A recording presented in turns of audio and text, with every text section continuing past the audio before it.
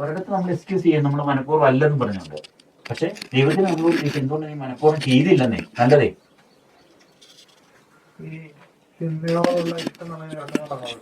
അത് നമ്മളെ ഇത് കിടക്കും. ഇതൊരു യുദ്ധത്തിലൂടെ വിജയിക്കാനാണ് ദൈവം നമ്മളെ വിട്ടിരിക്കുന്നത്. മൗദീസായ്ക്ക് ശേഷം നമ്മളെ ദൈവമായിട്ടുള്ള കടപ്പാടുകളിലും അങ്ങനെയുള്ള എല്ലാത്തിലും ദൈവം നമുക്ക് സൗഖ്യം തരുന്നുണ്ട്. എന്നാലും നമ്മളെ ഒരു പാവചാരിവിൽ നിന്ന് നമ്മളെ മാറ്റുന്നില്ലെന്നാണ് പറഞ്ഞു. ഒരു വാക്ക് പറയുന്നുണ്ട്, പാവപ്രവണതയിൽ നിന്നേ.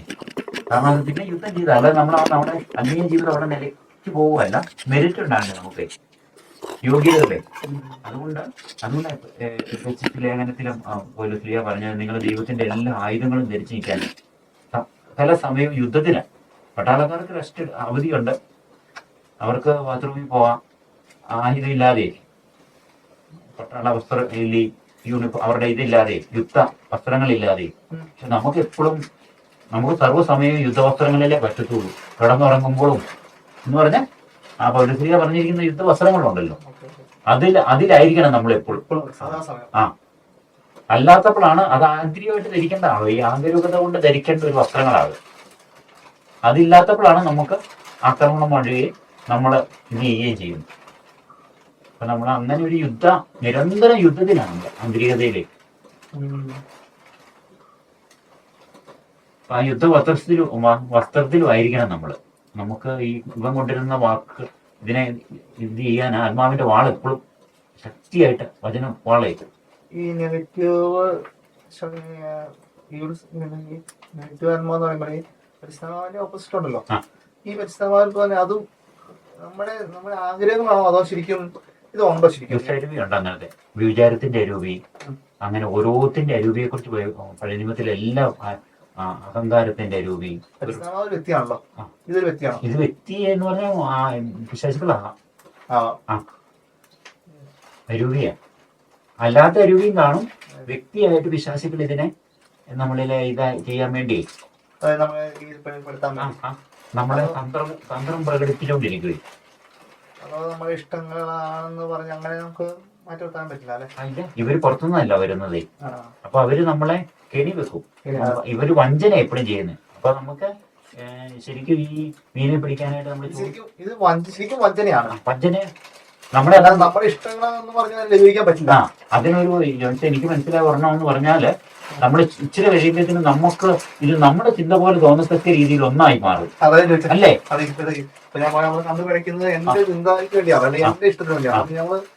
നമ്മുടേതുപോലെ ഐഡന്റിഫൈ ചെയ്യുന്ന അവസ്ഥയാണ്. ജോർജ് പ്രാവശ്യം എന്നോട് അങ്ങനെ പറഞ്ഞില്ലേ, ഒന്നാകുന്ന ഒരവസ്ഥ. നമ്മുടേതാണോ ഇത് പുറത്തുനിന്ന് ഒന്നാണോ എന്ന് തിരിച്ചറിയാൻ പറ്റാത്ത രീതിയിൽ ഒന്നായി പോകും. പക്ഷെ നമുക്കറിയാം, ആത്മാവിലറിയാം ഇത് ഒരു ഇതല്ലെന്നേ. എനിക്ക് എന്റെ പ്രശ്നം ഇതായിരുന്നു, എന്റേതാണെങ്കിൽ പിന്നെ ഇതിനകത്ത് നമ്മൾ കാണാതിരിക്കുന്നവർക്ക് നഷ്ടമല്ലേ? അവനാണെങ്കിൽ നമ്മൾ ശരിക്കും ചതിക്കല്ലേ, നമ്മളെ ചതിക്കോ വഞ്ചിക്കോ? അപ്പൊ നമ്മൾ ആ വഞ്ചനയുടെ കൂടെ നിൽക്കുമ്പോ ശരിക്കും നമ്മൾ തന്നെ വീണ്ടും പരാജയപ്പെടുന്നത്, നമ്മളെ പരാജയപ്പെടുന്നത്. അപ്പം നമുക്ക് ഇത്രേ ഇത് ഒരു കൗതുകങ്ങൾ ഉണർത്തുമല്ലേ, ഒരു ആവശ്യമില്ലാത്ത കൗതുകങ്ങളല്ലേ, ആവശ്യമില്ലാത്ത. അല്ലാതെ ഈ ജിജ്ഞാസയുടെ ഇത്രയും വലിയ ജിജ്ഞാസയുടെ വിഷയങ്ങൾ ഇല്ലല്ലോ, ഇല്ല. പക്ഷെ നമ്മളെ ഭയങ്കരമായിട്ട് ഒരു കാര്യമില്ലാതെ കൗതുകത്തിലേക്ക് ആക്കുമല്ലേ. അതിന്റെ അർത്ഥം നമ്മളല്ല, നമ്മളെ പൊസസ് ചെയ്തിട്ട്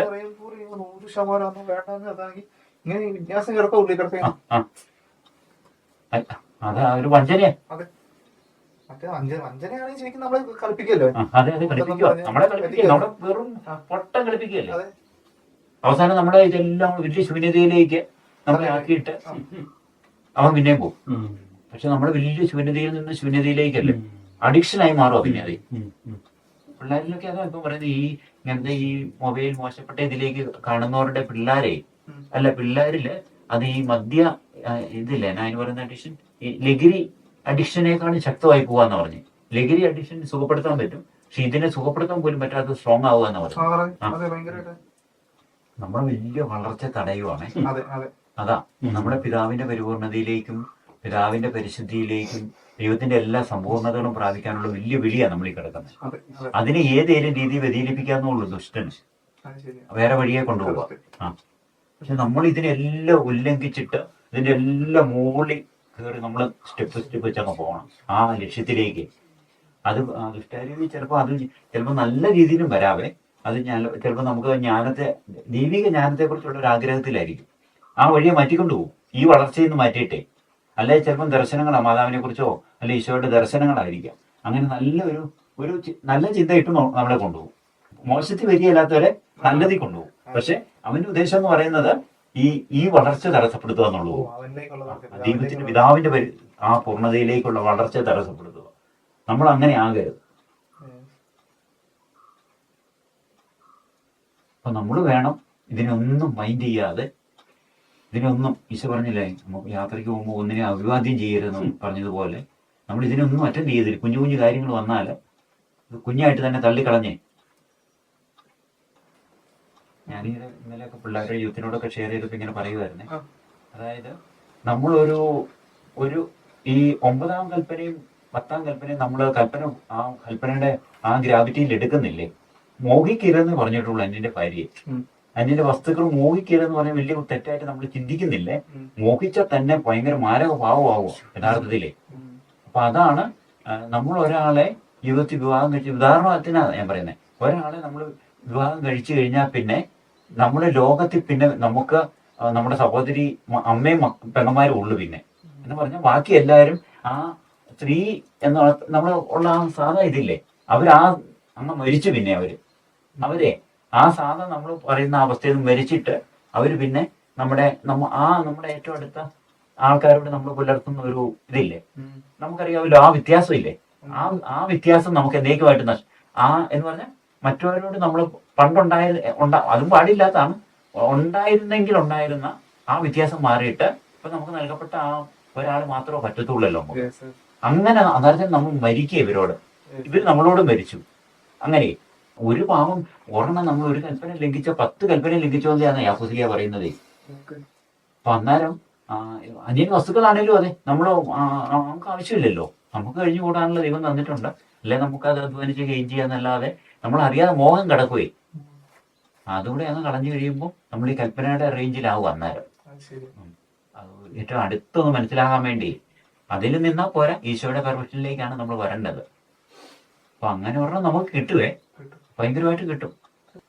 അവിടെയൊക്കെ നമ്മുടെ ജീവനെ ഇട്ടിരിക്കുന്നേ, ജീവന്റെ സമൃദ്ധി ഞാൻ പരീക്ഷിച്ചിട്ടുണ്ട്. അതെ, പരീക്ഷിച്ചെന്ന് പറഞ്ഞാൽ നമ്മൾ ഇവിടുന്ന് ഞാൻ എന്നോ ഒരു യാത്രയ്ക്ക് പോയപ്പോൾ മലബാറിനാ, നമ്മള് കയറിയപ്പോൾ വണ്ടിയിലിരുന്ന് കണ്ണടച്ചങ്ങ് നമ്മളവരുടെ സുഹൃത്തുക്കളും അങ്ങനെ ചെല്ലി വഴിയോര കാഴ്ചകൾ ഒന്നും കാണുന്നില്ല. നെഗറ്റീവ് ആയിട്ടുള്ളത് മാത്രമല്ല, ഒന്നും കാണുന്നില്ല. കണ്ണുകൾ അടച്ചിരുന്നു. അവിടെ ചെന്നിറങ്ങിയപ്പോ നമ്മൾ ഇവിടുന്ന് കയറിയതിനേക്കാളും പ്രശ്നസാ യാത്രയില്. പക്ഷെ നമ്മൾ എന്നേലും സൈഡ് ഇന്ന കാഴ്ചകളൊക്കെ കണ്ട് ഇവിടെ വന്ന് ഇറങ്ങുമ്പോഴത്തേനും ഉണ്ടല്ലോ അടുത്തിടപാട് തീർന്നു. എന്നാ ക്ഷീണമാണെന്നറിയോ നമുക്കേ, നമ്മുടെ ശരീരത്തിനും മനസ്സിനും തെളിവ് എല്ലാം പോവല്ലേ. അങ്ങനെ വ്യത്യാസമുണ്ട്. ഈ കൊറോണയ്ക്ക് മുമ്പ് മലയാളി ശരിക്കും ഭയങ്കര പാടാ മലയാളം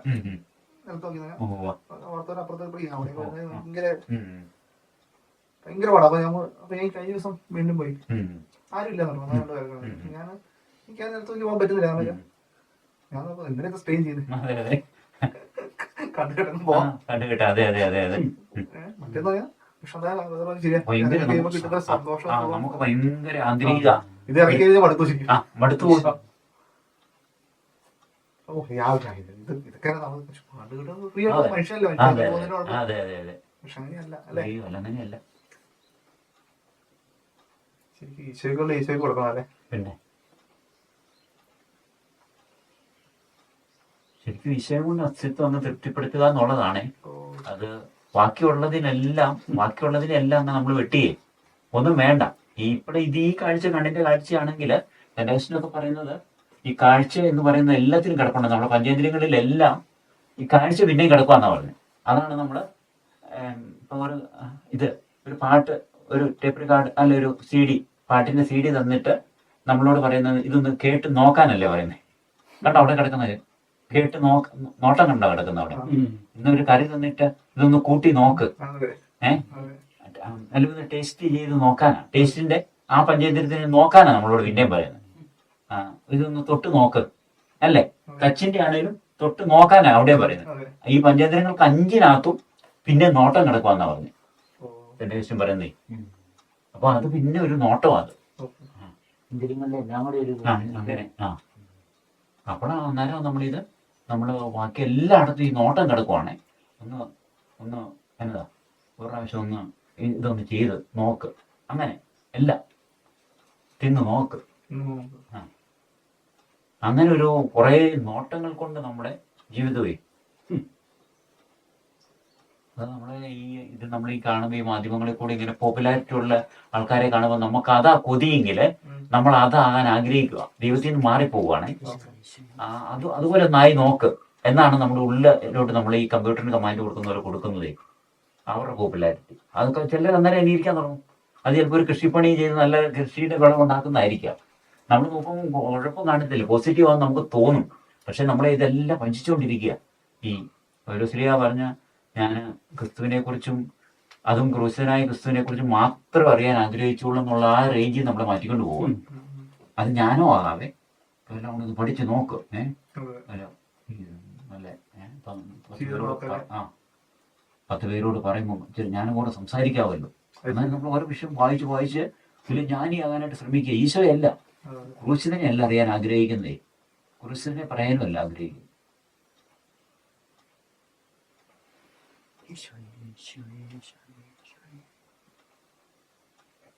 നേരത്തെ വായന അതല്ലായിരുന്നു, ഏകദൈവത്തിൽ നിന്നുള്ള ബഹുമാനം നേടാതെ പരസ്പരം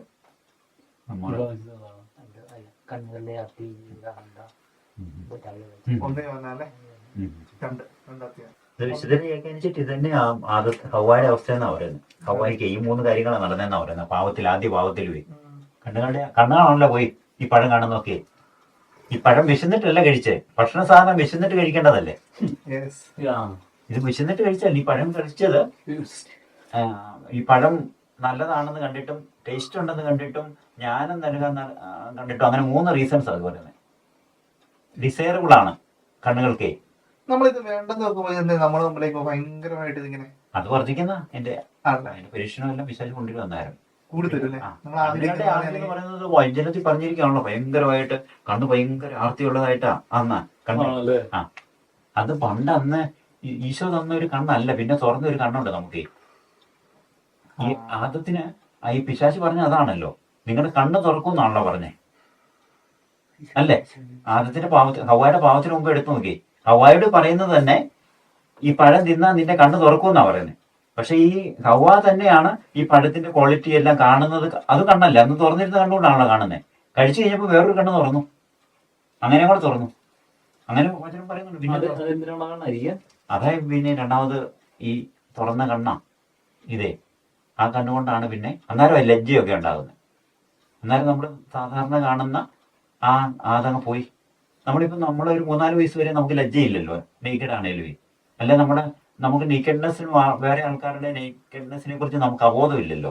പക്ഷെ ഇത് ഇച്ചിരി കഴിഞ്ഞപ്പോഴല്ലേ നമുക്ക് ഇതിനെക്കുറിച്ചൊക്കെ. അപ്പൊ അന്നേരം വേറൊരു കണ്ണ് തുറന്ന പോലെ ആവുമല്ലേ അന്നേരം കാഴ്ചയെ. ഒരേ നമ്മൾ തന്നെയല്ലേ, പക്ഷെ നമുക്ക് മാറ്റം വരുമോ? നമുക്ക് ഇന്നോട്ട് ചെയ്യാൻ പറ്റും. എന്തോ ഇന്നേട്ടാ ചെയ്യേണ്ടത്. അതെ, ഇന്നേട്ടും അങ്ങനെ ഒന്ന് പ്രാർത്ഥിക്കാം. ദൈവസഹായം പരിശുദ്ധ അഭിഷേകം ചോദിക്കും ഈശോയുടെ. കണ്ണുകളെ അഭിഷേകം ചെയ്യണേ. ഈശോ പറയുന്നുണ്ട് വെളിപാട് പുസ്തകത്തിലേ, നിങ്ങളുടെ കണ്ണുകള് എന്നോട് ചോദിച്ച് അഞ്ജനം ഇടാൻ പറയുന്നുണ്ട്. കണ്ണുകള് എന്നോട് ചോദിച്ച് നിങ്ങൾക്ക് ധനികനാകാൻ ആഗ്രഹിക്കുന്നെങ്കിൽ എന്നോട് ചോദിക്ക്, 7 ആവർത്തി ശുദ്ധി ചെയ്ത സ്വർണം ഞാൻ തരാന്നാ പറഞ്ഞു. ഓർക്കുന്നുണ്ടോ? നോക്കാവോ? ഇവര് ഇതിനകത്ത് കാണും, നോക്കിയാൽ മതി. പിന്നെ വെണ്മയുടെ വസ്ത്രം തരാൻ 3 കാര്യങ്ങൾ ഈശോ പറയുന്നുണ്ട്. എന്നോട് ചോദിക്കാൻ തരാന്ന് പറയുന്നുണ്ട്. അത് ചോദിച്ചാൽ മതി. ഒന്നിത് അഞ്ജനമാണ്, കണ്ണുകൾക്കിടാൻ അഞ്ജനം. പിന്നെ സ്വർണം 7 ആവർത്തി, അത് നമ്മുടെ ശരീരമോ സ്വർണം എന്ന് പറഞ്ഞ് വിശദീകരിക്കപ്പെട്ടേ, വിലഘട്ടതെല്ലാം പോയ സ്വർണമോ, ധനികൻ എന്ന് പറയുന്ന ആ അർത്ഥത്തില്. പിന്നെ നല്ല വെള്ള വസ്ത്രം, അത് വിശുദ്ധിയുടെ വസ്ത്രമാണ്. വിശുദ്ധരുടെ സൽപ്രവൃത്തികളാകുന്ന അന്ന് പിന്നെ പറയുന്നുണ്ട് ഒരുപാടില്ലേ. വസ്ത്രം എന്ന് പറയുന്നെങ്കിലും അത് സൽപ്രവൃത്തികളാണ്. ലിനൻ ക്ലോത്ത്, അങ്ങനെ 3 ഈശോ ഇങ്ങോട്ട് നമ്മളോട് പറയുന്നുണ്ട്. എന്നോട് ചോദിക്കാം, ഞാൻ തരാമെന്ന്. വസ്ത്രം, ക്ലോത്ത്. ധനികൻ ആഗ്രഹിക്കുന്നെങ്കിൽ 7 ചെയ്ത് സ്വർണം, നല്ല വെണ്മയുടെ വസ്ത്രമേ. അത് പിശാചിന്റെ ഏറ്റവും വലിയ തന്ത്രമാണെന്ന് പറയുന്നത്. തോന്നുന്നില്ല 17-ാം തീയതി നോയമ്പ് വരുന്നുണ്ട്. അത് ചെയ്തു തരണ്ട പക്ഷെ എനിക്ക് അന്ന് കൊണ്ട് 14-ാം തീയതി നോയമ്പ് വരുന്നുണ്ട്. അന്ന് മതി, അന്ന് വരെ. അതെ. അത് അതാ ഈശോ പറഞ്ഞു, ഇന്ന നീ ശബ്ദം കേട്ടാൽ മരുഭൂമി ചെയ്തതുപോലെ ഈ ഹൃദയം കഠിനമാക്കരുത്, ദൈവം സംസാരിക്കുന്ന സമയത്ത് തന്നെ ചെയ്തോണമെന്നാ പറയുന്നത്. ആ കൃപയുടെ സമയം അതാ, നമ്മളെ ലോക്ക് ചെയ്യുന്ന സമയം അതാ. ഫീസ്റ്റ് ഒന്നും അല്ല നമുക്ക്. എനിക്ക് അങ്ങനെ ഉണ്ടായിട്ടുണ്ട്. 2 ദിവസം കൂടെ കഴിഞ്ഞ ക്രിസ്മസ് ആണല്ലോ, അന്ന് തുടങ്ങാം. പക്ഷെ ദൈവം എപ്പോ സംസാരിക്കും, അതാ നമ്മുടെ ക്രിസ്മസും. ഞാൻ തുടങ്ങി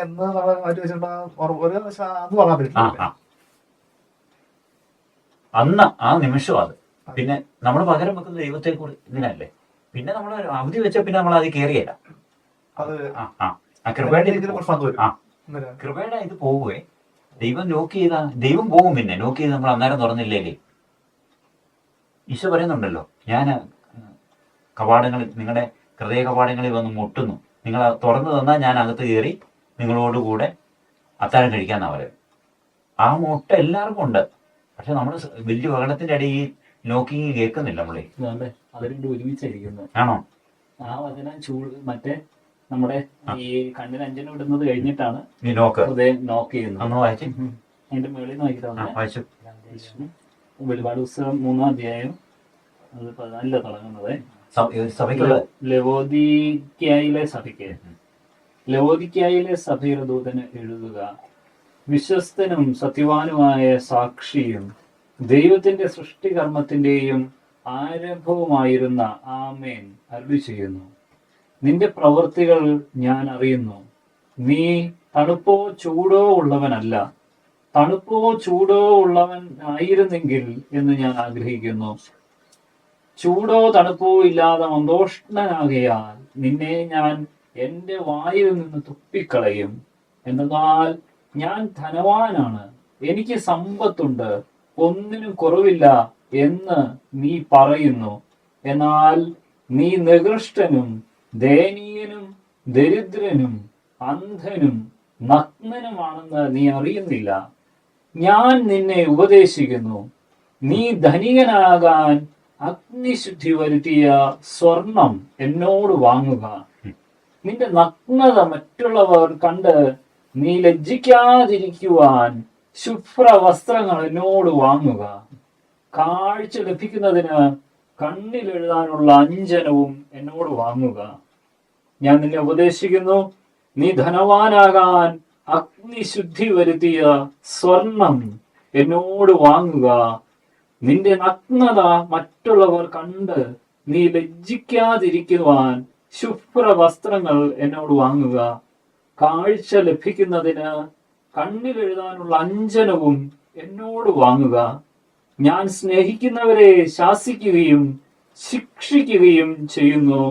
അതുകൊണ്ട് തീക്ഷ്ണതയുള്ളവനായിരിക്കുക, അനുതപിക്കുക.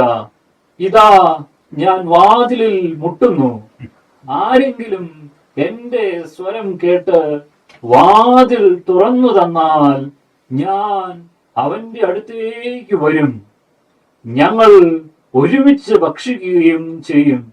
ഞാൻ വിജയം വരിച്ച് എന്റെ പിതാവിനോടൊത്ത് അവിടുത്തെ സിംഹാസനത്തിൽ ഇരിക്കുന്നത് പോലെ വിജയം വരിക്കുന്നവനെ എന്നോടൊത്ത് എന്റെ സിംഹാസനത്തിൽ ഞാൻ ഇരുത്തും.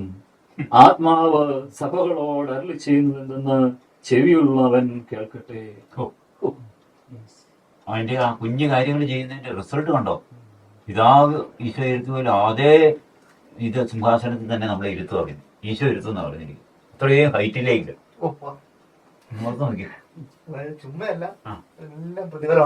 അത്രയും പ്രതിഫലം, ഒരു കുഞ്ഞിന് കൊടുക്കുന്ന പ്രതിഫലം എന്ന് പറഞ്ഞാൽ നമ്മളാകെ കണ്ണടക്കവും ഇത് കാര്യങ്ങൾ ചെയ്യുന്നുള്ളൂ. പക്ഷെ അതിന് കൊടുക്കുന്ന ഏറ്റവും പ്രധാനപ്പെട്ട കാര്യമാണ് ഈശ്വരൻ പറഞ്ഞു. അതെ അതെ അതെ അല്ല, ഇത് കൊണ്ടുനടക്കാതെ ഒന്നും നേടാൻ പറ്റില്ല. ഇല്ല, സൂത്രത്തിൽ ഒന്നും നടക്കില്ല. സൂത്രങ്ങളേ ഇല്ല. അതെ അതെ അതെ. ഈ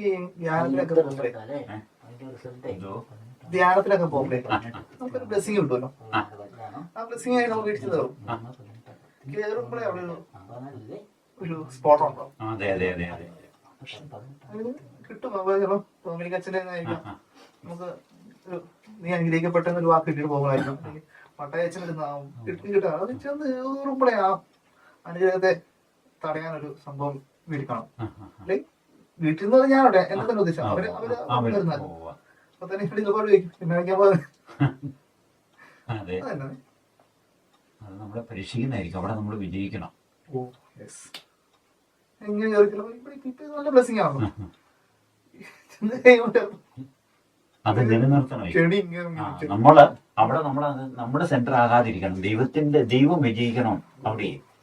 ഇപ്പം തന്നെ കഥയിന്റെ ഞാനത് നമ്മള് പെട്ടെന്ന് കേട്ടാല് ഞാൻ കഥകിൽ വന്നു നോക്ക് ചെയ്യുന്ന പറഞ്ഞു. ആ നോക്ക് ചെയ്യുമെന്ന് പറഞ്ഞ കഥകിൽ നോക്ക് ചെയ്യുന്ന ഒച്ച കേൾക്കുന്നല്ല പറഞ്ഞു, എന്റെ ശബ്ദം കേൾക്കുന്നു പറഞ്ഞു. വായിച്ച് നോക്കി, നമ്മൾ അങ്ങനെയാണ് നോക്കി. കർത്താവിന്റെ നോക്കാണേലും അത് കർത്താവിന്റെ ശബ്ദമോ കഥകിന്റെ ഒച്ചയാണെന്ന് നമ്മൾ ചിന്തിച്ചോണ്ടിരുന്നത്. ഞാൻ ഇപ്പൊ ഇതിനകത്ത് പറഞ്ഞു കേട്ടെ, ഇതാ ഞാൻ വാതിലിൽ മുട്ടുന്നു, കണ്ടോ, ആരെങ്കിലും എന്റെ സ്വരം കേട്ടോ. ഈശോയുടെ സ്വരമാ വാതിൽ മുട്ടുന്നതിന്റെ സ്വരമല്ല. അതൊരു സ്വരം. കാരണം ഈ മുട്ടലിൻ്റെത് നമ്മളീ പറയുന്ന പോലെ അല്ലായിരിക്കുവേ വാതിലേ.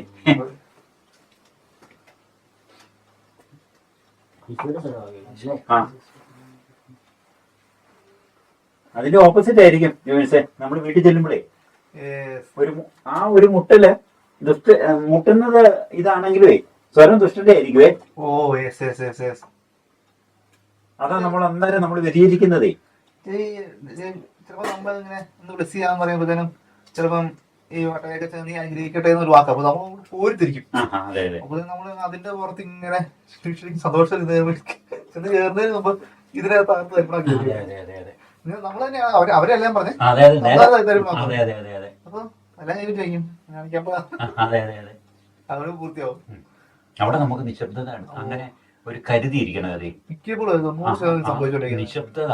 അന്നേരം അവിടെ നിശബ്ദത പാലിച്ചിട്ട് നമ്മൾ ഈശോ വിജയിക്കണം അവിടെ. അതിനെ നമ്മുടെ ആ അനുഗ്രഹം.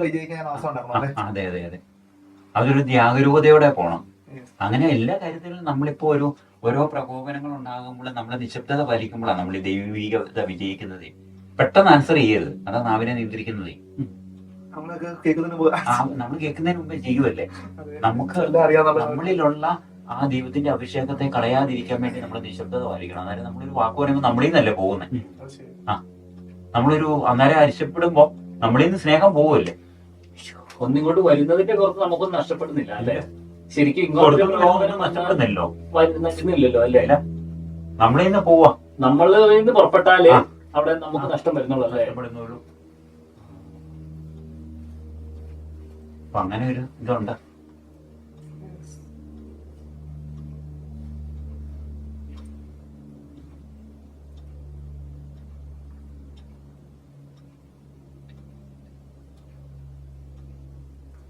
വലിയ വില കൊടുക്കണം അല്ലേ. വലിയ വില കൊടുക്കണം. പക്ഷെ അതില് 10 ഇരട്ടി അന്നേരം വിജയമായി. നമ്മൾ സ്നേഹത്തെ സംരക്ഷിക്കുകയല്ലേ. ഒരു അല്ല നമ്മളിലുണ്ടായ അഭിഷേകവും കൃപയും അബോർട്ട് ചെയ്തു പോകുന്നവരെ അങ്ങ് പോവില്ലേ. ഒരു കുഞ്ഞായിട്ട് വളരേണ്ടതായിരുന്നു. അപ്പോൾ അബോർഷനിൽ അങ്ങനെയാണല്ലോ. എൻ്റെ ഒരു പരിക്കുറ്റുമ്പും ഈ കൺസീവ് ചെയ്തതേ അബോർട്ട് ചെയ്ത് പോവുമല്ലേ. എന്ന് പറഞ്ഞതുപോലെ നമ്മൾ വലിയ അഭിഷേകമായിട്ട് നമ്മൾ ചെന്ന് കഴിയുമ്പോഴത്തേനും നമ്മളൊരു കുഞ്ഞു പ്രലോഭനം ഉണ്ടാകുമ്പോൾ നമ്മളിൽ വന്ന ക്രിസ്തു തന്നെ നമ്മളിൽ നിന്ന് അബോർട്ട് ചെയ്യപ്പെട്ടു പോകാൻ ആണല്ലോ യഥാർത്ഥത്തിൽ. അല്ലെ സ്നേഹം നമ്മളിൽ നിന്ന് അബോർട്ട് ചെയ്യപ്പെട്ടു പോകാന്നായിരുന്നു നമ്മൾ ഓർക്കുന്നത്. ആ ഒരു കുഞ്ഞ് ഇത് മാത്രമല്ല പോകുന്നതേ, പോകുന്ന വലിയ സംഭവം നമ്മളിൽ നിന്ന് ഒഴുകി പോകുന്നത്. ഇച്ചിരി ബ്ലഡ് അല്ലല്ലോ ഒരു കൊച്ച് ഇത് ചെയ്ത് പോകുമ്പോ ഇച്ചിരി ബ്ലഡ് അല്ലല്ലോ പോകുന്നത്, കൊച്ചാ പോകുന്നേ അല്ലേ, ഒരു വ്യക്തിയാ പോകുന്നത്. നമ്മളിന്ന് പോകുന്ന അതെ കിട്ടിയ കൃപ നഷ്ടപ്പെട്ടു പോയോ. അങ്ങനെ പോവല്ലേ. അല്ലെങ്കിൽ അത് കളയോ, അതിനുള്ളൊരു പ്രകോപനം കരുതി വെക്കുവോ. അവിടെ കൃപയും അല്ല പോകുന്നത്, കൃപ ബ്ലഡ് തന്നെ കാണുള്ളൂ. നമുക്ക് ഈ പറയുന്ന അതിന് നമ്മുടെ ഉള്ളിലെ പുതിയ ജീവിതമാണ്, ജീവൻ തന്നെ മനുഷ്യനാണല്ലേ. പുതിയ മനുഷ്യന്റെ ആ തുടക്കത്തെ പോവാ.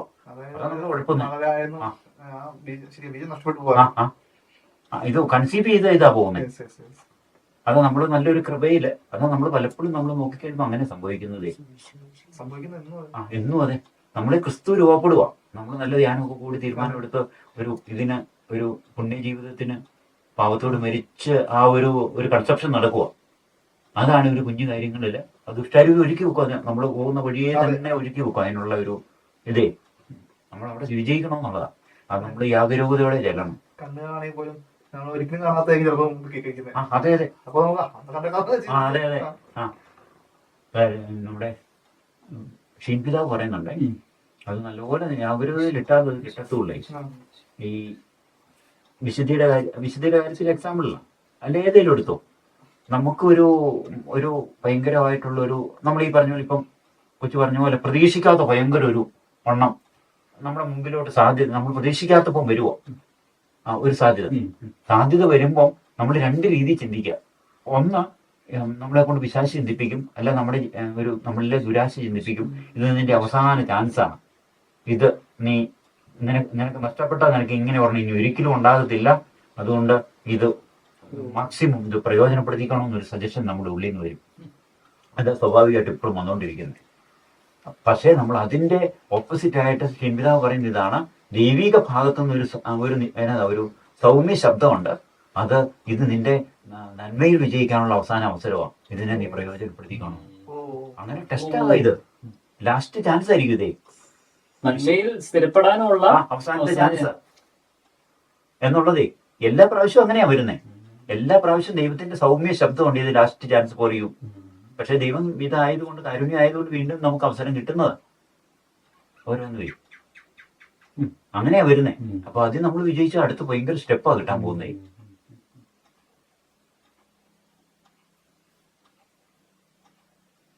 ഈ നമ്മള് ജനിച്ച ഗർഭകാലം തൊട്ട് ഒരു 10 വയസ്സ് വരെ നമുക്ക് യാതൊരു നമ്മുടെ ജീവിതത്തിൽ വലിയ പങ്കൊന്നും നമുക്കില്ലല്ലോ.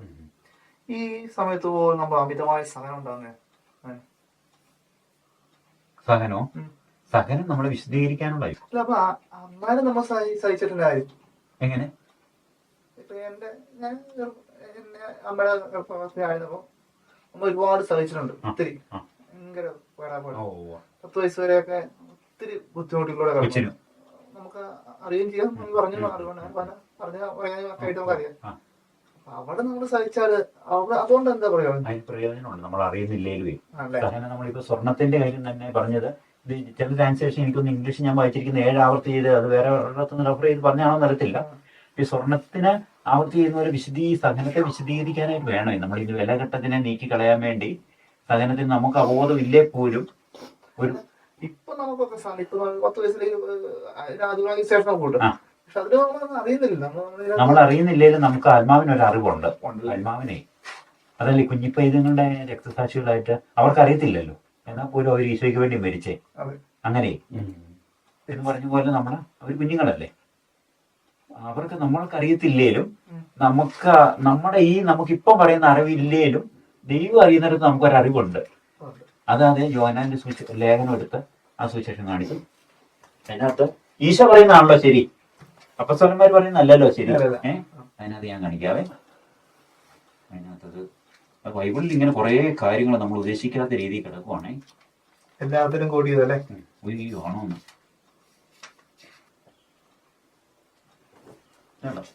ഈ 14 നമ്മളിപ്പോഴും വായിക്കുന്നു. 14:4 ഞാൻ പോകുന്നിടത്തേക്കുള്ള വഴി നിങ്ങൾക്കറിയാം. ഈശോ പറഞ്ഞതാ, അവർക്ക് അറിയാന്നാ. പക്ഷെ തോമസിലെ അന്നേരം പറയുന്നുണ്ട്, അത് ഈശോ പറഞ്ഞാണല്ലോ ശരി. തോമസ് പറഞ്ഞു, കർത്താവേ നീ എവിടേക്ക് പോകുന്നു എന്ന് ഞങ്ങൾക്ക് അറിഞ്ഞുകൂടാ, പിന്നെ വഴി എങ്ങനെ അറിയും? ആര് പറഞ്ഞു ശരി? ഈശോ പറഞ്ഞല്ലേ അറിയും. ശരി, ഈശോ പറഞ്ഞു ഞാൻ പോകുന്നിടത്തേക്കുള്ള വഴി നിങ്ങൾക്ക് അറിയാം എന്ന് ഇതായിട്ട് പറയുക. അപ്പൊ അവർക്ക് ആത്മാവിൽ അറിയാതെ ഇവർക്ക് പോകുന്ന വഴിയേ അങ്ങനെയുണ്ട്. അത് കഴിഞ്ഞിട്ട് പിന്നെ കണ്ടോ, നിങ്ങൾ എന്നെ അറിഞ്ഞിരുന്നുവെങ്കിൽ എന്റെ പിതാവിനെയും അറിയുമായിരുന്നു. ഇപ്പോൾ മുതൽ നിങ്ങൾ അവനെ അറിയുന്നു. കണ്ടോ, ഇപ്പോൾ മുതൽ നിങ്ങൾ അവനെ അറിയുന്നു. എന്നാൽ ഇപ്പം പറഞ്ഞേ, ഇപ്പോൾ മുതൽ നിങ്ങൾ അവനെ അറിയുന്നു, നിങ്ങൾ അവനെ കാണുകയും ചെയ്തിരിക്കുന്നു. കണ്ടോ, കാണുകയും ചെയ്തിരിക്കുന്നു എന്ന് ഈശോ പറയുന്നത്. ഫിലിപ്പോസ് പറഞ്ഞു, കർത്താവേ പിതാവിനെ ഞങ്ങൾക്ക് കാണിച്ചു തരിക, ഞങ്ങൾക്കത് മതി. കാരണം അന്നേരം ഫിലിപ്പോസ് അതിന് നേരെ ഓപ്പോസിറ്റാ പറയുന്നത്. ഈശോ പറഞ്ഞത്, മോളി പറഞ്ഞത് ഇപ്പോൾ മുതൽ നിങ്ങൾ പിതാവിനെ അറിയുകയും കാണുകയും ചെയ്തിരിക്കുന്നു. അതാ ശരി, ഈശോ പറഞ്ഞ ശരി. എന്നാലും ഫിലിപ്പോസ് അത് നമുക്കും അങ്ങനെയുണ്ട്. നമുക്ക് ചില കാര്യങ്ങൾ അറിയാം, പക്ഷെ ദൈവത്തിനും അതറിയാം, നമുക്കറിയാമെന്ന്. നമ്മളെന്നാലും നമ്മളിങ്ങനെ നമുക്കിപ്പോൾ അറിയത്തില്ല എന്ന് പറഞ്ഞാൽ അത് ശരിയാ. അവരുടെ അവസ്ഥയില്. പക്ഷെ നമുക്കറിയാം ഈ ഇത് തന്നെ ഭയങ്കരമായിട്ട് ഈ ഇതേ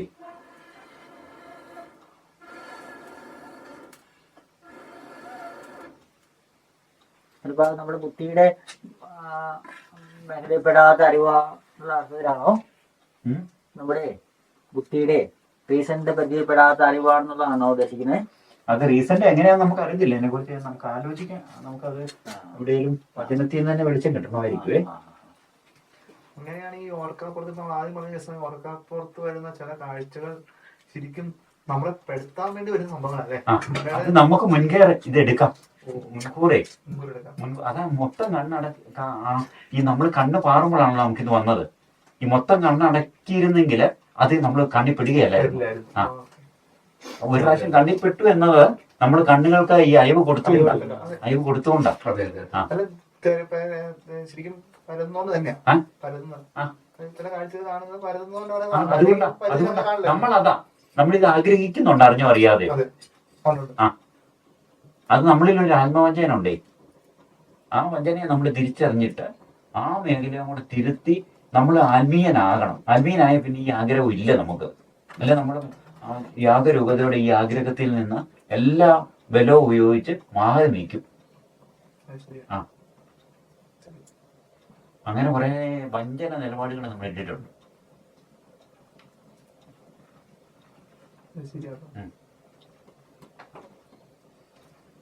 ശക്തമായ വില കൊടുക്കണം അല്ലേ? ശക്തമായ വില. ഈ പിള്ളേരി അല്ലെങ്കിൽ ഈ വെല്ലപ്പോക്ക് ഒത്തിരി അത് തന്നെ. അത് കറക്റ്റ് വാക്കുകളാ. അത് കറക്റ്റ് രണ്ട് വാക്കുകളാ. അത് നല്ല അത് നമ്മളെല്ലാരെയും ബാധിച്ചിരിക്കുന്ന പ്രശ്നം അത് തന്നെ. അത് നമ്മളെ ഇത് ചെയ്യുകയാണ്, ചെതിക്കിപ്പിച്ച് കളയുക. നമ്മളെ ചെതിക്കിച്ച് കളയുക. നമ്മൾ അറിയുന്നില്ലെന്നുള്ളൂ, ചെതുക്കാവുക നമ്മളെ. അതെ അതെ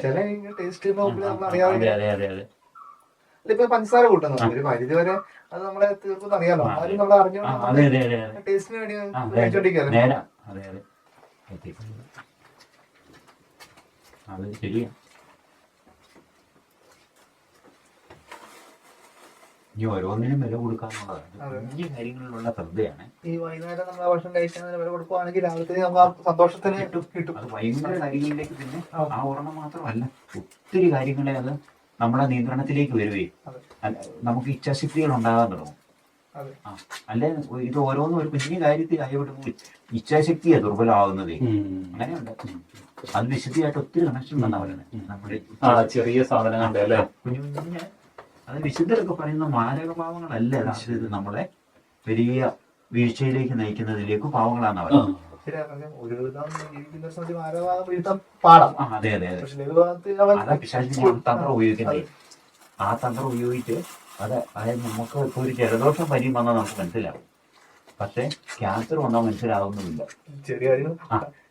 കുഞ്ഞു കുഞ്ഞു കാര്യങ്ങളാണ്, കുഴപ്പമില്ല നമുക്ക്. അതെ അതിന്റെ ആവർത്തനം, അതിന്റെ ക്വാണ്ടിറ്റി ഭയങ്കര അധികം വർദ്ധിക്കും എന്നാ പറഞ്ഞു. അളവേ കണ്ടുപിടിക്കില്ല, പക്ഷെ അമിതമായിട്ട് ഭക്ഷണം കഴിക്കും. രണ്ടും എവിടെയോ ബന്ധമുണ്ട്. അതെ, രണ്ടും നമ്മുടെ ആത്മാവിനെ ദുർബലമാക്കുവാണ്. മറ്റേ അഭിമാനിക്കുന്ന. അതെ അതെ അതെ.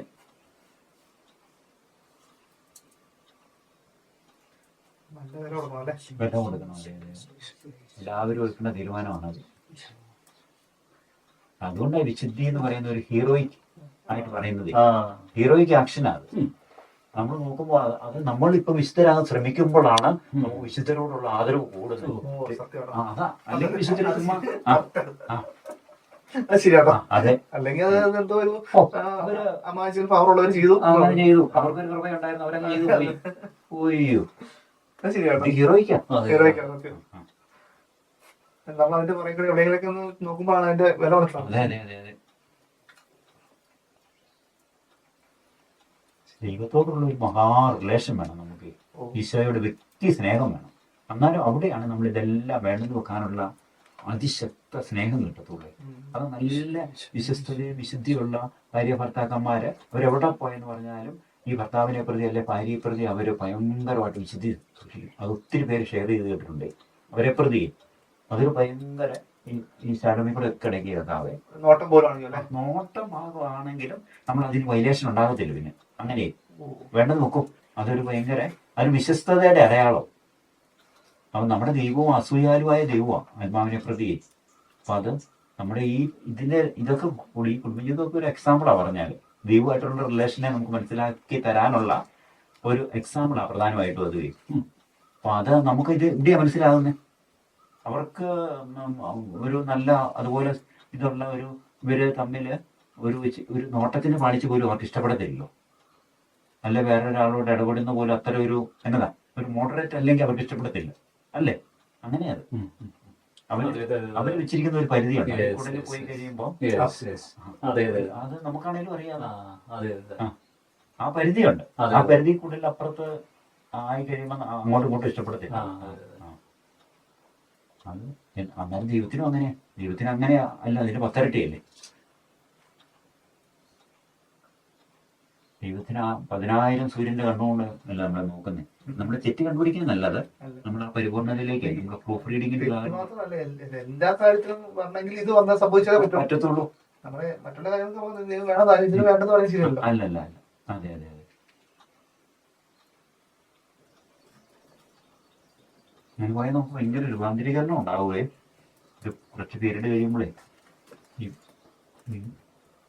പൂമാറ്റം ഉണ്ടായി വരുന്ന പോലെ ഞങ്ങൾക്ക് പഠനങ്ങൾ പറയുന്നത് അങ്ങനെ ഈ പുഴുവായിരുന്ന അവസ്ഥയുടെ മുഴുവൻ അവസ്ഥയെ മാറിപ്പോകുന്നതാണ്. പുഴുവിന്റെ എല്ലാ കളറും മാറും. അത് ആ പുഴു ആയതെങ്കിലും ആ പുഴു അല്ലതാണ്. അങ്ങനെ അത്രയും വ്യത്യാസത്തിലേക്കാവുന്ന പറഞ്ഞത്. അപ്പൊ അതൊരു ശരിക്കും നമ്മള് എല്ലാം മാറുന്ന പറഞ്ഞത്. എല്ലാം എന്നാ ഒരു മോർപ്പീസം കൂട്ടി ആ തയ്ച്ചും പറഞ്ഞു കേട്ടില്ല. എന്നാ അവിടെ ഇതിനകത്തുള്ള പഠനമുള്ളതാണ് സുവോളജിക്കകത്ത്. നമുക്ക് പ്രതീക്ഷയ്ക്ക് വലിയ വകയാണല്ലേ. അതെ, മൊത്തം മാറും. നമ്മൾ പഴയത് മുഴുവൻ മാറും. രൂപാന്തരീകരണം. പഴയ മനുഷ്യൻ മാറി പുതിയ അതാണ്. അതിന് മുഴുവൻ നമ്മളെ പഠിപ്പിച്ചുകൊണ്ട് പൗലോസിന്റെ ലേഖനം മുഴുവൻ അതെ നമ്മളെ ജഡിക മനുഷ്യനാണ്. ആദത്തിൽ നിന്ന് ജനിച്ച മാംസത്തിന്റെ മാംസമാണ് നമ്മൾ. ആ മാംസം ഈശോയുടെ ശരീരത്തിലായി. കർത്താവ് ആത്മാവാണല്ലോ. ആത്മാവെന്ന് പറഞ്ഞാൽ ശരീരം ഉണ്ടെങ്കിലും ആത്മാവാണ് കർത്താവ്. ആത്മാവിന്റെ ഭാഗമായി ആത്മീയ മനുഷ്യനായിട്ട് മാറുക എന്ന് പറഞ്ഞാൽ ഒരു പൂമ്പാറ്റയാകുക. ദൈവം ഇട്ടിരിക്കുന്ന മുട്ട എന്ന് പറഞ്ഞാൽ പൂമ്പാറ്റ ഇട്ടിരിക്കുന്നത് മുട്ട ഇട്ടിരിക്കുന്ന പൂമ്പാറ്റയാണ്. ആദ്യം വിരിയുന്നത് പുഴുവാണേലും പൂമ്പാറ്റയാകാനാണ് ആ മുട്ട സാധ്യതയും. അപ്പോൾ നമ്മുടെ മനുഷ്യന്റെ ഈ സാധ്യത എന്ന് പറഞ്ഞാൽ ശരിക്കും ദൈവം ആകാനുള്ള സാധ്യതയല്ല. നമ്മൾ ഡിവൈൻ ഇതാകാൻ ദൈവങ്ങൾ അങ്ങനെ പറഞ്ഞു. ഡിവൈനൈസേഷൻ കാറ്റീസും എല്ലാം അതാ പറഞ്ഞുകൊണ്ടിരിക്കുന്നത്. അതുകൊണ്ടാണ് നമ്മൾ എപ്പോഴും ഇങ്ങനെ നമുക്ക് ഈ വിത്തുവാനൊക്കെ ഈശോയുടെ ശരീരം തന്നേ എല്ലാം തന്ന് അവസാനം നമ്മളെ ദൈവികമാക്കുക, ദൈവവൽക്കരിച്ചുകൊണ്ടിരിക്കുക എപ്പോഴും. അപ്പം അത് അവസാനം അന്നേരമാണ് ഈ വാസ്തവം ഇതിനകത്ത് കയറുമ്പോൾ നമ്മുടെ പഞ്ചേന്ദ്രിയങ്ങളെല്ലാം അടയുവാണല്ലോ. പുഴുവിന്റെ കണ്ണും അടയുന്നു, കാഴ്ചയില്ല, കേൾവിയില്ല, ഇതിനകത്ത് മൂവ്മെന്റും ഇല്ല. നൂല് തന്നെ ചുറ്റി പെട്ടെന്നൊക്കെ അല്ലെങ്കിൽ ഒരു കൂടെ ഇവിടെയൊക്കെ ഉണ്ട് ഇഷ്ടം പോലെ കുഞ്ഞ് തടി കഷ്ണം ഇങ്ങനത്തെ ഇത് വെച്ച് കൂടുണ്ടാക്കി അതിനകത്തിരുന്ന് അവർ പൂമ്പാറ്റയോ തുമ്പിയോ ഒക്കെ ആയിട്ട് മാറുക. ശരിക്കും ഈ ഒരു പ്രക്രിയ നമ്മളും ആഗ്രഹിക്കുന്നുണ്ട്. നമ്മളിങ്ങനെ ഈ ഇപ്പൊ വെച്ച് പറഞ്ഞ പോലെ ഇങ്ങനെ കണ്ണടക്കി കണ്ണ് താഴോട്ട് നോക്കി നടക്കുമ്പോഴും അതല്ലേ ഈ നമ്മുടെ ഇതിനകത്തിരിക്കുന്നതിന്റെ ഒരു ഭാഗം അതെ കൊക്കൂണിനകത്തെ അവിടെയാണ് നമ്മുടെ രൂപാന്തരീകരണത്തിന്റെ പ്രോസസ്സ് നടക്കുന്നത്. സംഭവിച്ചേ പറ്റൂ. അന്നേരം പൂമ്പാറ്റയാവുള്ളൂ. ആകണം. കാരണം നമ്മൾക്ക് ഇട്ടിരിക്കുന്ന മുട്ട പൂമ്പാറ്റയായി മുട്ട ഇട്ടിരിക്കുന്നത്. ഇപ്പം പുഴുവാന്നേ ഉള്ളൂ. പുഴുവായാല് ഇലയൊക്കെ തിന്ന് എഴുതി നടക്കാം. പക്ഷെ ഒരു ശകരത്തിന്റെ റേഞ്ച് ഉള്ളു നമുക്ക്. കുറെ ഇലയും അത് കഴിയുമ്പം ചെറിയ കഴിയുമ്പോൾ എന്തെങ്കിലും കൊത്തി തിന്ന് നമ്മൾ തീരും. പക്ഷെ പൂമ്പാറ്റ ആകാനാണെങ്കിൽ ഇത് നമ്മൾ മാറിയിട്ട് ഒരു വീടൊക്കെ ഉണ്ടാക്കി എന്നാലും പരിപാലനം കിട്ടിക്കോളും. ഈ വീടുണ്ടാക്കാനുള്ള സമയവും ഒക്കെ ദൈവം നോക്കിക്കോളും. എന്നാലും വിളർന്നു കഴിഞ്ഞാൽ പിന്നെ നമുക്ക് ഇലയല്ല, പിന്നെ പൂവാ നമ്മുടെ ഡൈനിങ് ടേബിളും. തേൻ നമ്മുടെ ഭക്ഷണമാവും. എന്നാ മാറ്റം വരുന്നത് കണ്ടില്ലേ? തേൻ നമ്മുടെ ഭക്ഷണമാവും, പൂവ് നമ്മുടെ ഡൈനിങ് ടേബിൾ ആവും. കുഞ്ഞുങ്ങൾ അതെ ആകാശം നമ്മുടെ മേഖലയാവും. അല്ലെ ഒരു മരക്കൊമ്പ് മാത്രമേ ഉള്ളായിരുന്നു നമുക്ക്. കാണാം. ഇത് സന്തോഷമാണ് കാണുന്നത്. ഗുഡിനെ കാണുന്ന ഒരു പ്രത്യേക അർപ്പാണ്. അതെ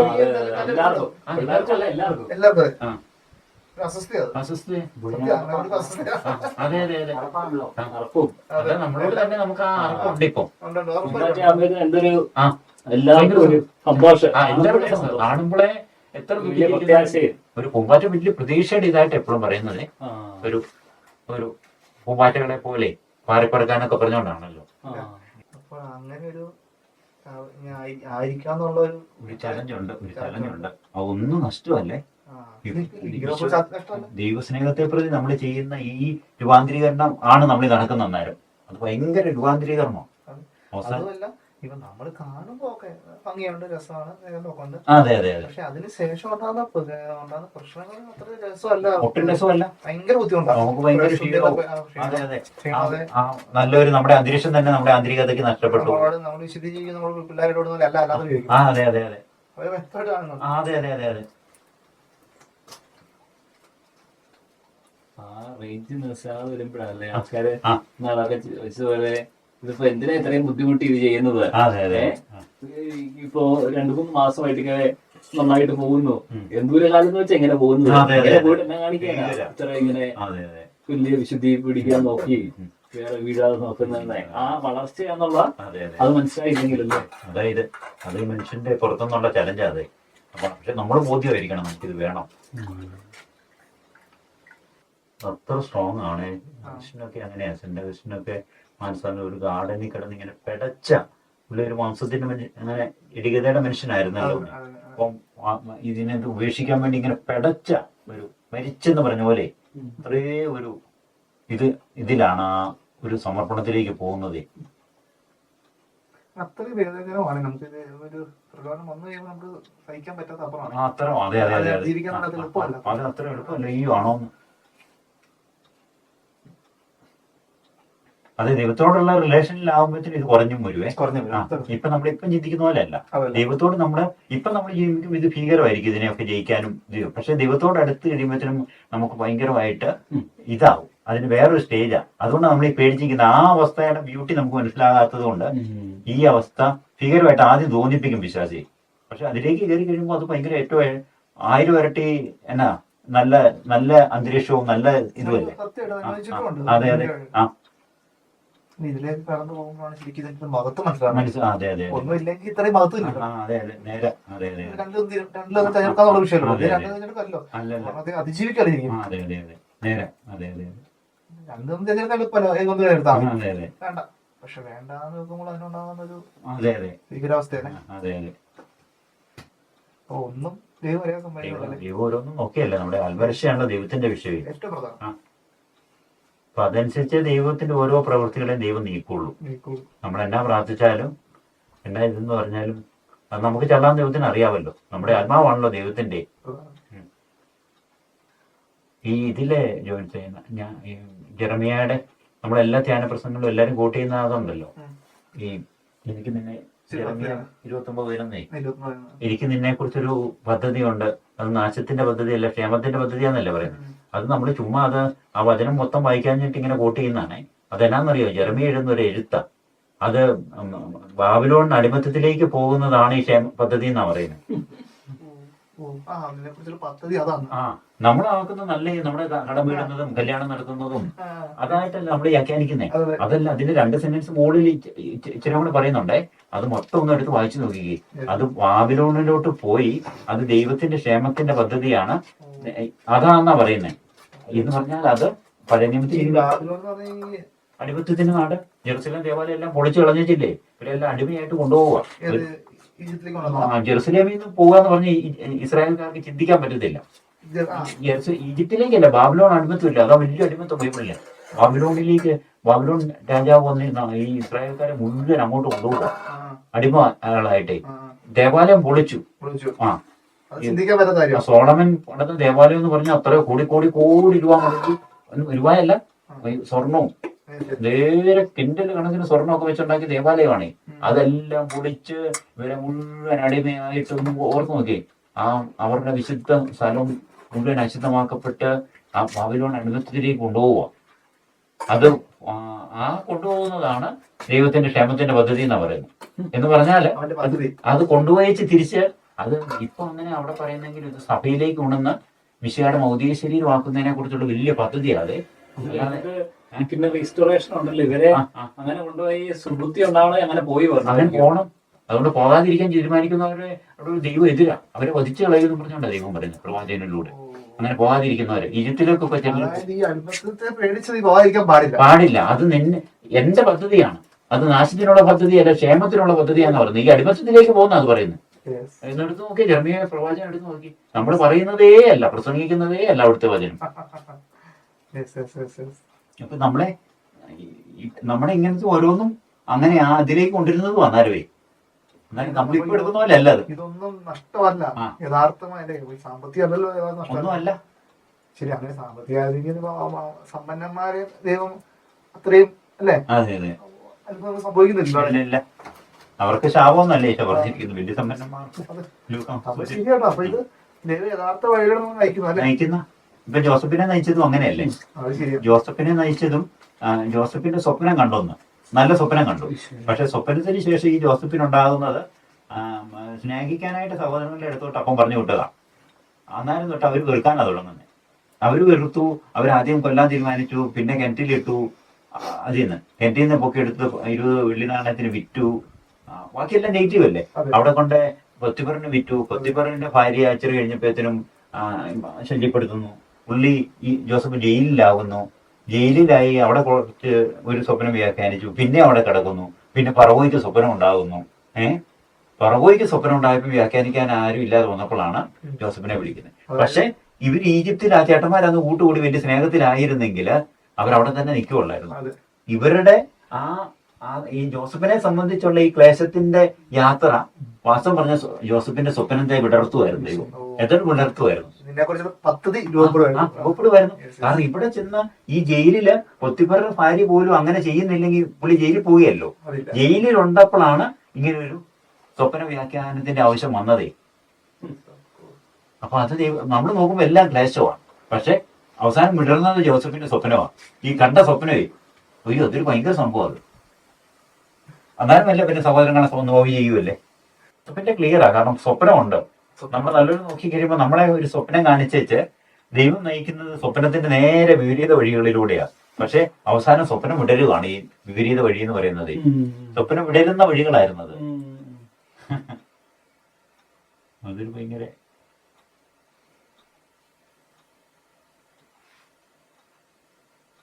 അപ്പൊ നമ്മള് ശരിക്കും ഈ പറയുന്ന ഇതിന്ന് അകന്നു പോകുമ്പോ നമ്മള് ശരിക്കും ദൈവത്തിൽ നമ്മള് സമയം പഴയ കളിയല്ലേ. സമയത്ത് നമ്മൾ നഷ്ടപ്പെടുത്തുക. വലിയ കെണിയാ ചെയ്യുന്നത്. നമ്മള് ചേർത്ത് പിടിക്കുന്നവര് ഉപയോഗിച്ചാണ് പറയാറില്ല. അതായത് ഒരുവന്റെ ഇറച്ച എന്ന് പറയുന്നത് അവന്റെ മാത്രമല്ല, അവൻ ചേർത്ത് പിടിക്കുന്നവരും കൂടി ഇറച്ചിയാണ്. ശരിക്കും നമ്മള് മക്കളെയും ഭാര്യനെയൊക്കെ ഒരു വേദനിപ്പിക്കുന്നതിന്റെ ഭാവമാണ് നമ്മുടെ ഇറച്ചാന്ന് പറയുന്നത്. തീർച്ചയായിട്ടും ഒത്തിരി വെച്ച് താമസിക്കാൻ പാടില്ല അല്ലെ. അല്ലെങ്കിൽ ആ നമ്മുടെ പ്രലോഭനങ്ങളെ കുറെ അങ്ങനെ സഞ്ചരിക്കരുത്. ഇത്രയും പെട്ടെന്ന് ഇന്ന് തന്നെയാണ് ഇത് ദൈവം സംസാരിക്കുന്ന നമ്മളെ കൊണ്ട് ഇവിടെ കൊണ്ടുവന്ന് ഇങ്ങനെ നമ്മുടെ ഉള്ളില് ഈ കാരണം നാളത്തേക്കില്ല ഇന്ന് തന്നെ അതാണ് ദൈവം അങ്ങനെ പറഞ്ഞിരിക്കുന്നത്. നിങ്ങള് മിരിവായിൽ ചെയ്ത പോലെ ചെയ്യരുത് എന്ന് നിങ്ങൾ ദൈവത്തിന്റെ ശബ്ദം കേട്ടാൽ ഹൃദയം കഠിനമാക്കരുത്. പിന്നെ ഇത്ര എളുപ്പമല്ലായിരിക്കും നാളെ ഇത്ര എളുപ്പമല്ലായിരിക്കും. നാളെ ചിലപ്പോൾ കിട്ടണമെന്നില്ല. ഇന്ന് തീരുമാനം എടുത്തില്ല നാളെ ഒരിക്കലും അങ്ങനെ കൃപയെ കുറിച്ച് പറയാറുണ്ട്. കൃപ എപ്പം വന്ന് നോക്കിയോ അതാണ് നമ്മുടെ സമയം. ആ വിളി കേട്ട് തുറന്നോണം. എന്റെ ഈശോ പോവും. ഈ മുട്ടലല്ല, അവന്റെ വിളിയാണത്. അവന്റെ ശബ്ദമാണ് നമ്മൾ കേൾക്കുന്ന. നന്നായി ഇതല്ല അവന്റെ ശബ്ദമാണ് അത്. അങ്ങനെ അതല്ല ഈ കൊച്ചു ദിവസയൊക്കെ അതല്ലേ 5-6 മാസം കൂടെ കഴിഞ്ഞാൽ കൊച്ചു ദിവസയ്ക്ക് മഠത്തിൽ നേരെ കയറായിരുന്നു. 16 വയസ്സാകുമ്പോഴേ. പക്ഷെ കൊച്ചു ദിവസം അതിന് മുമ്പേ ഈ മഠത്തിൽ കാർമല മഠത്തിൽ കയറാൻ വേണ്ടി മെത്രാനെ കാണുന്നു പോയി, മാർപ്പാപ്പായ വരെയും പോയി കാണുക. 6 മാസം കഴിഞ്ഞ് സ്വാഭാവികമായിട്ട് ഇതിനകത്ത് കയറാം. 6 മാസം അല്ല ഏതാണ്ട് അത്രയും ഒരു അറൗണ്ട് 6 മാസങ്ങളേ ഉള്ളൂ. പക്ഷെ കൊച്ചു ദിവസം ഇതിനു വേണ്ടി എത്ര ശ്രമിക്കുന്ന അതിന്റെ അൽബകത്ത് വായിച്ചു നോക്കണം.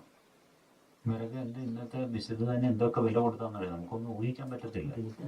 ബ്രിജിറ്റ് അതിനെ വായിച്ചു കേട്ടാണെന്നോ വായിച്ചില്ല. ബ്രിജിറ്റ് എന്ന് പറഞ്ഞൊരു ഭയങ്കര സുന്ദരി കൊച്ചാണേ. അപ്പൊ അവളെ ഒത്തിരി യുവാക്കൾ ഇങ്ങനെ വിവാഹ ഇതുമായിട്ട് പരിഗണിക്കാൻ തുടങ്ങിയപ്പോ അവള് പ്രാർത്ഥിച്ചു. സൗന്ദര്യം ഉണ്ടായിട്ടാണ് ഇവരിങ്ങനെ പട്ടമിടുന്നേ. അവിടെ എന്റെ മുഖം വികൃതമാകാൻ വേണ്ടി പ്രാർത്ഥിച്ചേ. അന്നേരം കണ്ണിന് ഇവിടെ ഒരു നീര് വന്നിട്ട് കണ്ണ് വികൃതമായി, മുഖം വികൃതമായി. അന്നേരം ഇവരൊക്കെ പോയി. ആ. എന്നിട്ട് പിന്നെ വ്രതം ചെയ്തപ്പോ പഴയ സൗന്ദര്യം മാതാവിനെ പോലെ ആയിരുന്നു പറയുന്നത്. പിന്നെ തിരിച്ചു തന്നു കൊടുത്തു. അങ്ങനെയൊക്കെ അതെ അതെ കാര്യവികൃതമാക്കി. കാല വിരൂപമാകും, മൊത്തം ഒരു വിരൂപത വരുന്നുണ്ടല്ലോ. ഒരു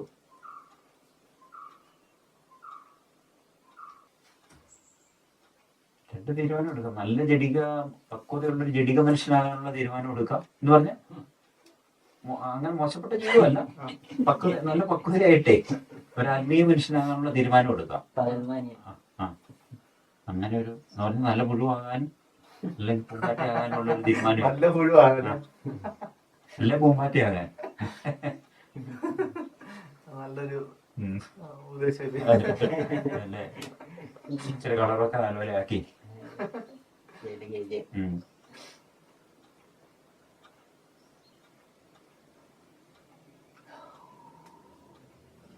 അങ്ങനെ ആയി കഴിഞ്ഞാൽ മരിക്കുമ്പോ സന്തോഷത്തോടെ പോകാൻ പറ്റും.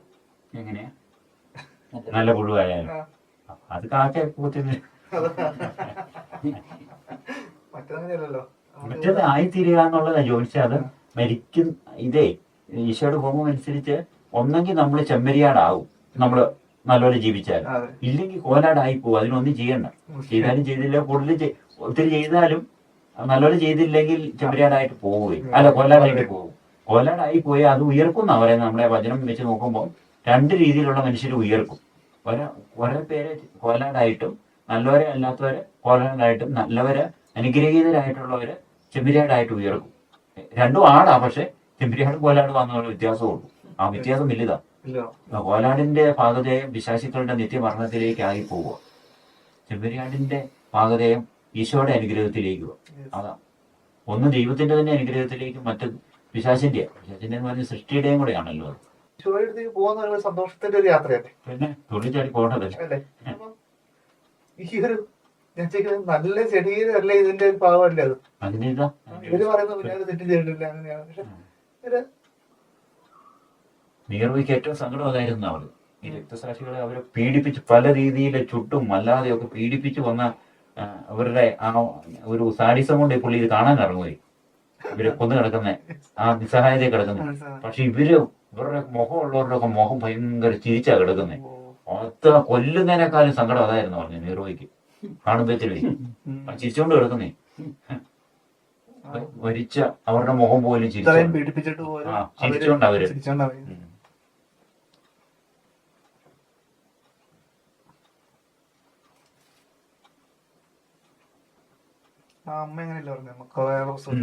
അത് വായിക്കണ്ടത് ഞങ്ങളിവിടെ വായിച്ചത് എന്നതാ അല്ലേ അത്. അതെ അതെ അതെ അയ്യോ അതെ അതെ. അവരെ 7 പേരെ മരിക്കാൻ ശക്തിപ്പെടുത്തുവല്ലേ. ഒരു ദിവസം 7 നിന്റെ ചേട്ടന്മാരെ പോലെ നീയും ധൈര്യം കാണിച്ച് മരിച്ചോണം. ഭീഷണിപ്പെടുത്തും ഒരു ചെറിയ ദിവസം. അതെ അതെ.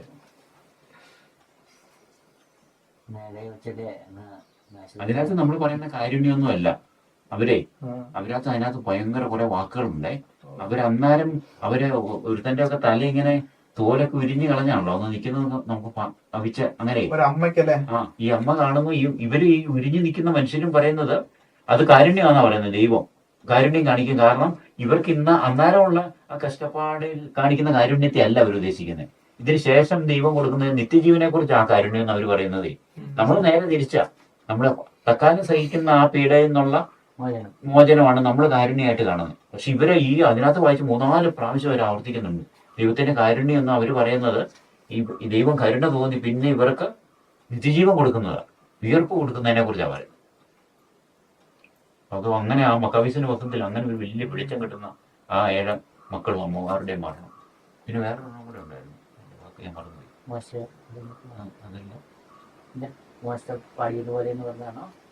പാടിയതുപോലെ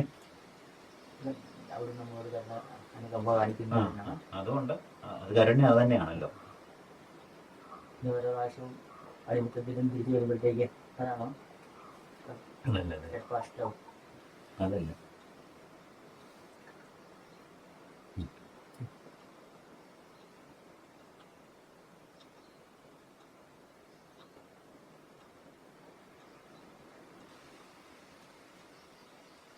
നല്ല പൂമ്പാറ്റയുള്ള പരിശ്രമത്തിലേക്ക് കിടക്കേണ്ടിയിരിക്കുന്നു അല്ലെ? തീർച്ചയായിട്ടും.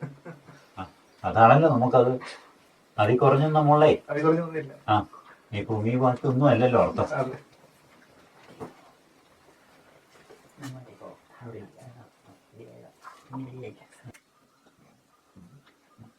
ഈശോ ഈശോ ഈശോ ഈശോ ഈശോ